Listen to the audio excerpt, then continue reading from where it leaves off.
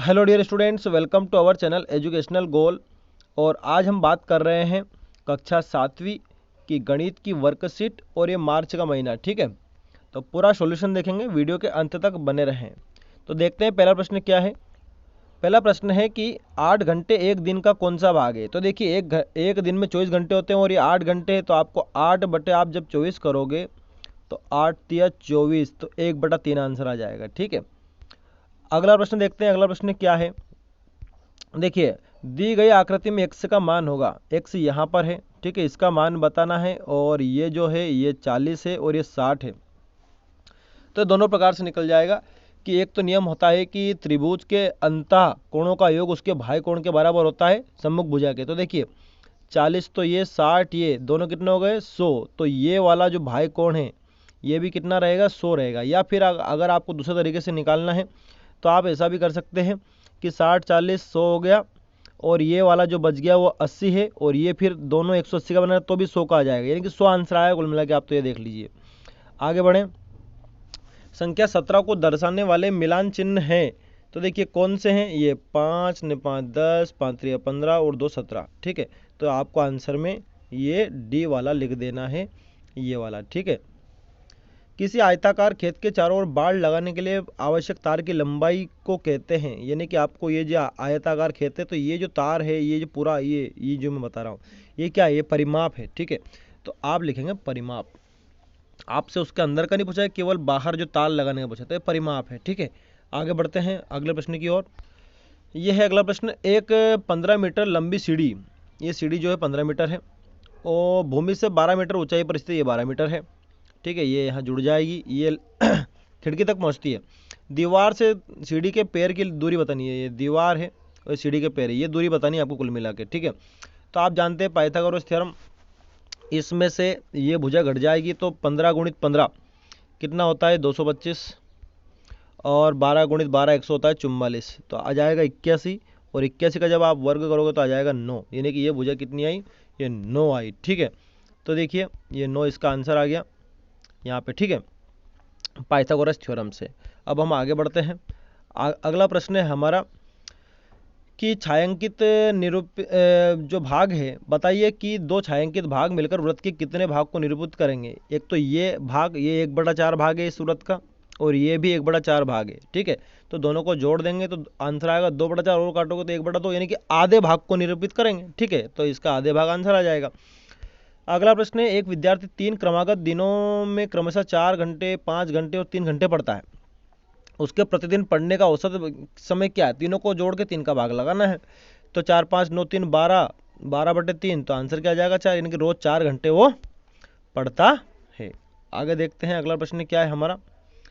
तो देखिए यहाँ पर नीचे बनी आकृति का क्षेत्रफल ज्ञात कीजिए और एक खाने का क्षेत्रफल 1 वर्ग इकाई है। तो ये कितने खाने हैं, ये 16 खाने हैं, तो 1 गुणित 16, तो क्या आ जाएगा 16 वर्ग इकाई। अगला प्रश्न क्या है, वर्ष 1998 से 2002 के बीच एक फैक्ट्री द्वारा निर्मित साइकिलों की संख्या निम्नलिखित सारणी द्वारा बताई गई है। ठीक है, और आपको आंसर देने हैं आप उसके आधार पर। 1998 में 800 साइकिल बनाई, 99 में 600 बनाई, 2000 में 900 बनाई, 2001 में 1100 बनाई और 2002 में 1200 बनाई। तो किस वर्ष सबसे अधिक साइकिलें निर्मित की गई, तो 2002 में की गई। ठीक है, तो क्या आंसर आ जाएगा 2002 आ जाएगा। फिर अगला है, वर्ष 1998 से 2002 के बीच कुल कितनी साइकिलें निर्मित की गई। तो 1998 से 2002 सभी जोड़ दो, कितना आ जाएगा 4600 आ जाएगा। ठीक है, आगे बढ़ते हैं अगले प्रश्न की ओर। फिर पूछा है कि इसी में पूछा है कि सबसे अधिक व सबसे कम साइकिलों की संख्या का अंतर ज्ञात कीजिए। सबसे अधिक तो 1200 बनाई थी एक बार उन्होंने, और सबसे कम बनाई उन्होंने 600, घटा दो तो 600 आंसर आ जाएगा, ये अंतर आ गया। ठीक है, अगले प्रश्न की तरफ हम बढ़ते हैं। अब फिर इसमें पूछा है कि छायांकित भाग को निरूपित करने वाली भिन्न का मान बताइए। देखिए पहले तो ये गड्ढे गिनिए कितने हैं, 1 2 3 4 5 6 7 8 9 10। अब छायांकित भाग कितने हैं, ये 1 है, ये 2 है और ये 3 है, तो 3/10 ये इसकी भिन्न हो गई। ठीक है, टोटल 10 है और छायांकित भाग है 3, तो 3/10 ये भिन्न का मान हो गया। अब अगला प्रश्न है, एक दंड आरेख है, इधर विद्यार्थियों की संख्या है और इधर जो है वर्ष है कि 2000 में कितने विद्यार्थी थे 30 थे, 2001 में 40 थे, 2002 में 50 थे और 2003 में जो थे वो ये 60 थे। ठीक है, तो इनके आधार पर प्रश्नों के जवाब देने हैं। तो ये देखिए प्रश्न क्या है, आलेख का पैमाना क्या है, तो 1 इकाई लंबाई बराबर 10 विद्यार्थी, ठीक है, ये इसका पैमाना है, ये आप देख सकते हैं यहाँ पर ये पैमाना बताया है उन्होंने, ठीक है। फिर अगला प्रश्न क्या है देख लेते हैं। अगला प्रश्न है कि वर्ष 2002 में कक्षा में विद्यार्थियों की संख्या कितनी है, तो 2002 में कितनी है, अभी हमने देखी 2002 में जो है वो 50 है, ठीक है, तो ये हो गया उसका प्रश्न का आंसर।